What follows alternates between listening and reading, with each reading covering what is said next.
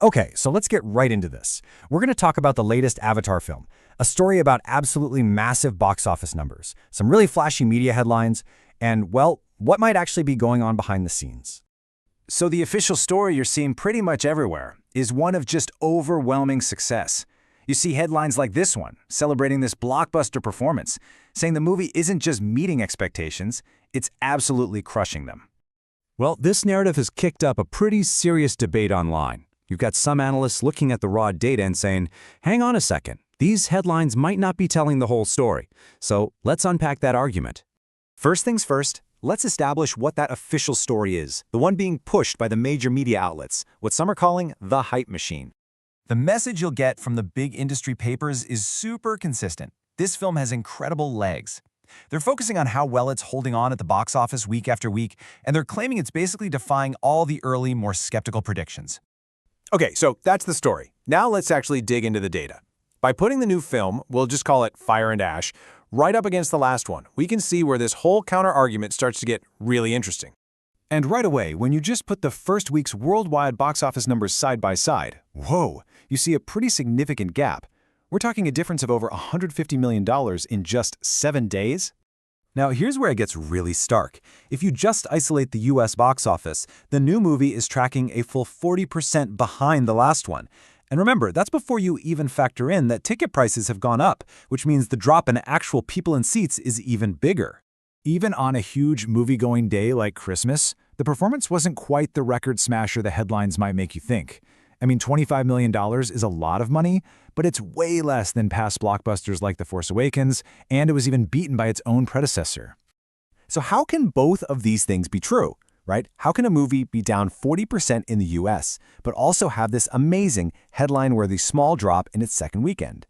Well, the argument is that it all comes down to some very clever use of the calendar. Okay, this right here is the heart of it. The media is comparing a normal 3-day weekend for Way of Water, which, by the way, included Christmas Eve, a notoriously slow day for movie theaters, to a huge, expanded 5-day holiday period for Fire and Ash. It's not really an apples-to-apples comparison at all.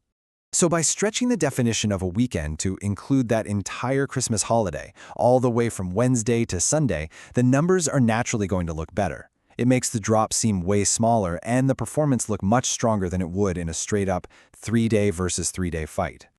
The counterargument then kind of zooms out from the spreadsheets and asks a much bigger, more subjective question about where this franchise actually fits into our culture. I mean, it's a financial giant. No one's denying that. But does Avatar really have that same kind of cultural staying power as other huge franchises? It's a question you hear being asked more and more. And the people who are critical of the franchise, they point to things like this. Unlike, say, Star Wars or Spider-Man, you almost never hear people quoting lines from Avatar. You don't see kids with the action figures. For a lot of people, it feels like this amazing one-time theatrical spectacle, but not really a story you go back to over and over. This quote kind of gets at a key criticism, that the films are seen more as James Cameron's personal, technical passion project, rather than stories that really connect with people in a lasting way. Everyone agrees they're technical marvels, but maybe not universally beloved. So now let's zoom out even further, because the whole conversation around Avatar might just be pointing to a much larger trend that's affecting the entire blockbuster movie business. Part of this bigger story has to do with just how theaters are managed. There are reports that the big studios have these ironclad contracts that force theaters to keep showing their movies on thousands of screens, even if they're totally empty, which squeezes out other films that might be doing better. And get this example is just staggering. One movie, Ella McKay, made an average of $8. $8 per theater on Christmas Eve. That doesn't even pay for the electricity for the projector, but it was still taking up 2,500 screens that could have shown something else.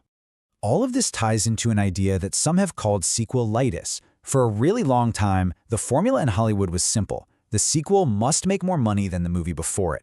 But that whole formula might be starting to break down. You know, way back when, sequels almost always made less money. Then, you had these mega franchises like Marvel that completely flipped that idea on its head, and every sequel made more than the last. But now, we might be swinging back to the old way, where even the biggest franchises are seeing the numbers go down with each new movie. And you gotta remember, the money at stake here is just astronomical.